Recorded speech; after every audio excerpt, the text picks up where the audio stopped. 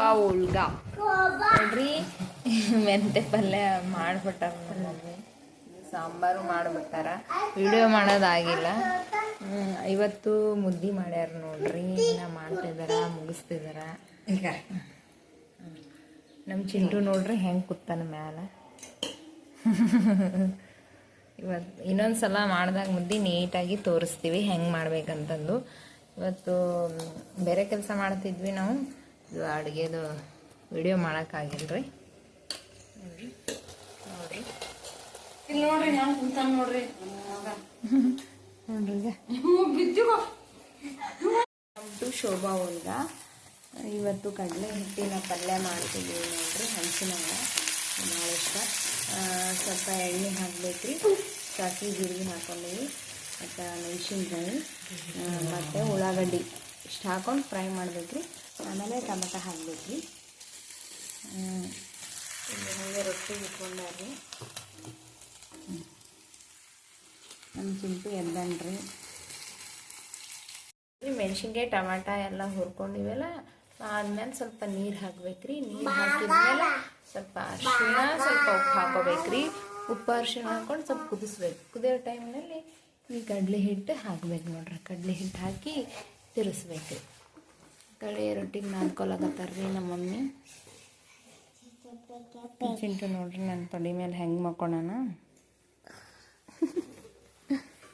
ಒಟ್ಟು ಮೊಬೈಲ್ ಕೊಡಲ್ರಿ ನಾವು. ಅದು ಸಳ ಸಳ ಹೆಸರು ಬರ್ತದೆ ನೋಡ್ರಿ. ಬಂದಾಗ ಸ್ವಲ್ಪ ಸ್ವಲ್ಪ ಕಡಲೆ ಹಿಟ್ಟು ಹಾಕಿ ತಿರುಗಬೇಕು ನೋಡ್ರಿ.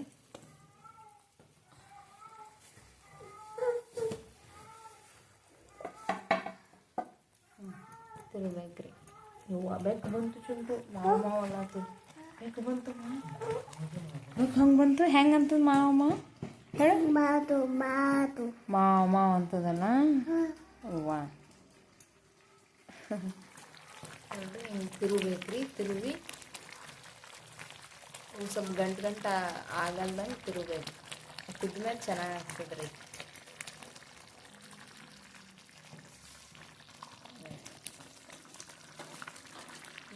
ಅದು ಎಷ್ಟು ಹಿಡಿತದೆ ಅಷ್ಟು ಹಾಕ್ಬೇಕ್ರಿ.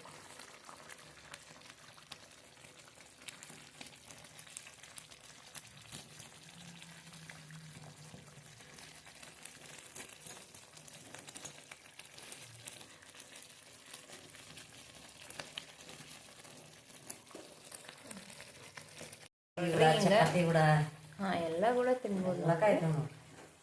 ಈಗ ಅರ್ಜೆಂಟ್ ಏನಾದರೂ ಪಲ್ಯ ಮಾಡಬೇಕಾಯ್ತು, ಏನು ಗೊತ್ತಾಗಿಲ್ಲ ಅಂದರೆ ಇದು ಕಡಲೆ ಹಿಟ್ಟು ಮಾಡ್ಕೊಬೋದು ನೋಡ್ರಿ. ಚಂದ ಮೊಸರಿನ ಸರಿ, ಮಜ್ಜಿಗೆ ಸರಿ ಚೆನ್ನಾಗಿ ತಿನ್ಬೋದು ರೀ. ಸ್ವಲ್ಪ ಕುದಿಯೋಕೆ ಬಿಡ್ಬೇಕ್ರಿ. ಕುದ್ಮೇಲೆ ಇಳಿಸ್ಬಿಡ್ಬೇಕು. ಸ್ವಲ್ಪ ಎಣ್ಣೆ ಬಿಡ್ತದೆ ನೋಡ್ರಿ. ಎಣ್ಣೆ ಬಿಡ್ತಂದ್ರೆ ಇಳಿಸ್ಬಿಡ್ಬೇಕು ನೋಡ್ರಿ. ಆಯ್ತು ರೀ. ಇದು ಆಗಿಲ್ಲ. ಸ್ಟವ್ ಆಫ್ ಮಾಡ್ಬೇಕು ನೋಡ್ರಿ. ಚೆನ್ನಾಗಲ್ಲ.